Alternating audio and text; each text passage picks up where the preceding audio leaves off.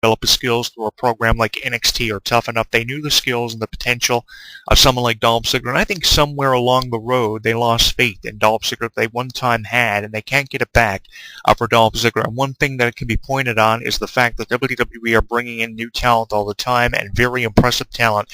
You take, for instance, someone like Cesaro, who every time he gets in the ring with John Cena gives us a 5-star match no matter what the outcome of the match is. He has pinned John Cena before in an actual match, and the majority of the time, even though he loses, Cesaro is the one who stands out in the match. And not only with John Cena, but with everybody Cesaro gets in the ring with. And he's never put over. He was a current tag team champion a couple of months back, I think around WrestleMania time, and nothing was ever done with him. I mean, he won the Andre the Giant Memorial Battle Royal just last year in 2014, the inaugural Andre the Giant Memorial Battle Royal, and nothing was ever done with his character. So WWE are trying to put people like Dolph Ziggler, who have been there a considerable amount of time, a considerable amount of years, on the back burner to try to create something, try to get something going.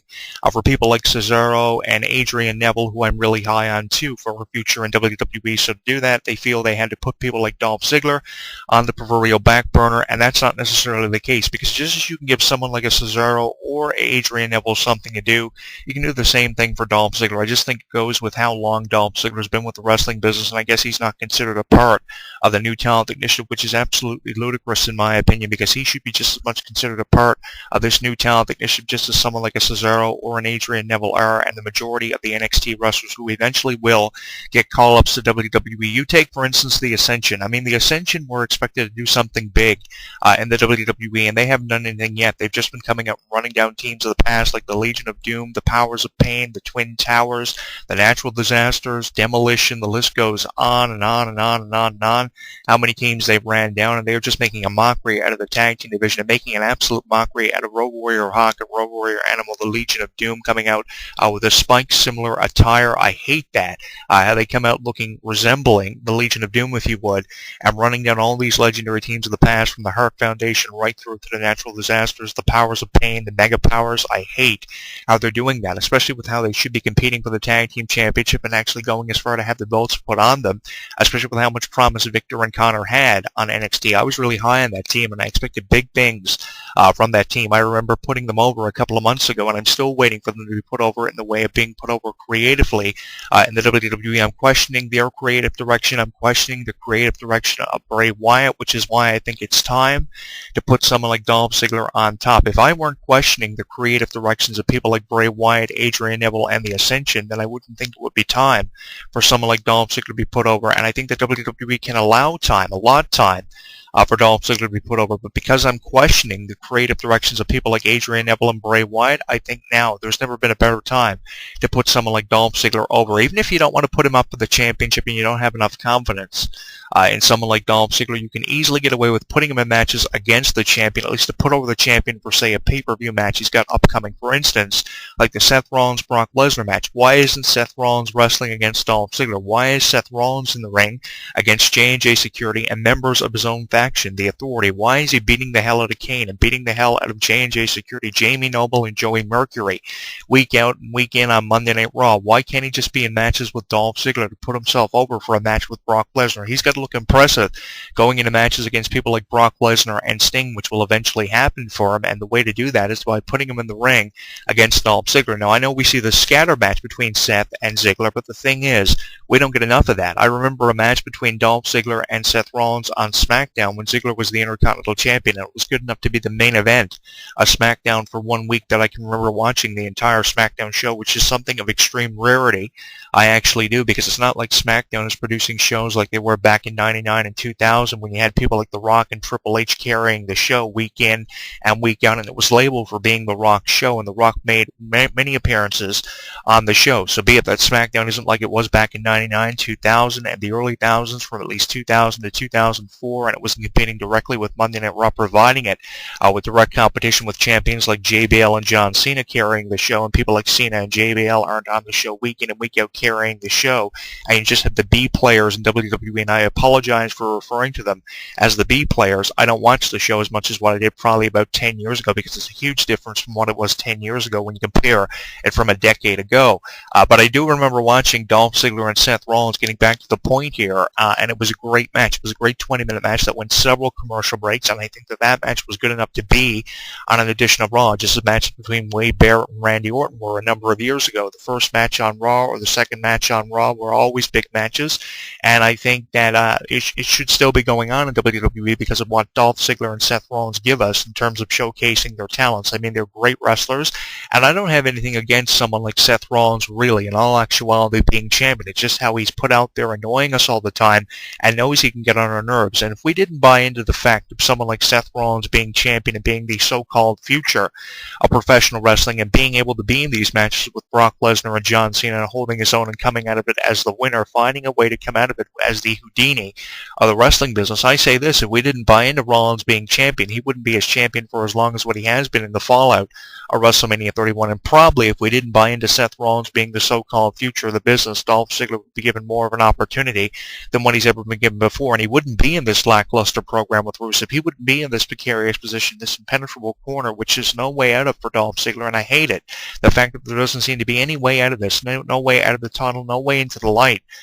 For Dolph Ziggler, because I think he's someone who has a great future in professional wrestling, and you cannot go without recognizing it, and you cannot go nor without endorsing the future of Dolph Ziggler. Now, I've doubted Dolph Ziggler, and I put it up as the banner on the website, actually, for our headline section on our website as you come into it, that I'm doubting Dolph Ziggler. It says Jonathan Clarke doubts in the abilities of Dolph Ziggler, and I do doubt in the abilities of Dolph Ziggler, but I don't doubt in the abilities of Dolph Ziggler if given a chance. The underlying issue with Dolph Ziggler here, ladies and gentlemen, is that Dolph Ziggler is never given a chance to showcase just how good of a wrestler he is. If he was given more of a chance to showcase just how good of a wrestler he was, I wouldn't be so much doubting in the ability of Dolph Ziggler, and I'd more so be putting over Dolph Ziggler for the future. The only time he gets a chance to showcase his talents are on dark matches or house shows that aren't televised, and that's what it comes down to. The majority of the New Talent Initiative, rather than being on Main Event or NXT, putting over NXT wrestlers, or on Main Event, which are mid-card matches to Raw and SmackDown, which aren't good enough to be in the main events of the major shows every week. The one live show you have, the 3-hour Raw, which showcases Raw and SmackDown Superstars and SmackDown, which is a pre-taped show 2 hours long on Thursday and Friday nights now, I think, or Wednesday and Thursday nights rather.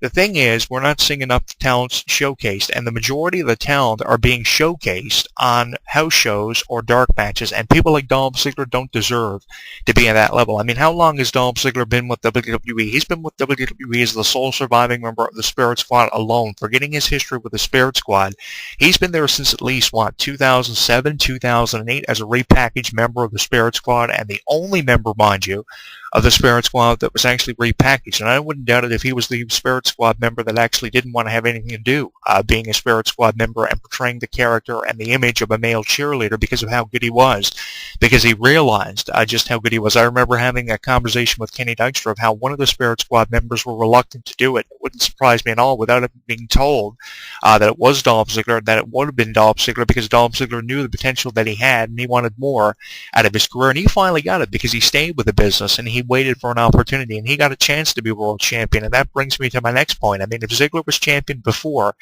he could easily be champion again, and I don't think we should count him out. I don't think we should get away with counting him out, because I remember the thunderous reaction he got to the post-WrestleMania crowd. WrestleMania 29, of course, in the fallout, Dolph Ziggler comes out. I think it was on April 2nd or 3rd of 2013, cashes in on Alberto Del Rio. Of course, they go on to have a program between Del Rio and Ziggler, but Ziggler became a fan favorite in the fallout of WrestleMania for that thunderous reaction he got from the post-WrestleMania crowd. And that's what I love about post-WrestleMania crowds and crowds in Philadelphia. Crowds in Philadelphia and post-WrestleMania and SummerSlam crowds will truly let you know how they feel about undermined and underutilized and unrecognized talents. And Dolph Ziggler, after being a heel, playing that card for so long, finally got his calling, finally got his breakthrough, and became world champion. It might have been for a short amount of time, and it definitely propelled people like AJ to become the greatest Divas champion of all time, but it's a reign that people remembered, and I think that we need a reign for Dolph Ziggler that people are going to remember more than his initial reign as WWE World Heavyweight Champion, the way that he cashed it in, of course, winning the World Championship on Del Rio in the fallout of Del Rio's match with Jack Swagger the previous night at WrestleMania 29 in New York, New Jersey, and that post-WrestleMania crowd. God, what a thunderous reaction Dolph Ziggler got. I actually posted it as our YouTube video of the day